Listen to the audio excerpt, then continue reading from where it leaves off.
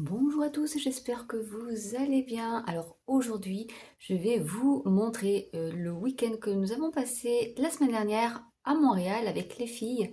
Donc je vais pas faire du blabla. Je vais vous montrer les petites séquences vidéo que j'ai faites et il faisait très très froid, surtout sur le bord du Saint-Laurent qui était gelé, mais c'était trop trop beau, donc je vais vous faire partager ça. Je mettrai une voix off et de la musique et j'espère que vous allez passer un bon moment. Je vous fais de gros bisous et je vous dis à très bientôt.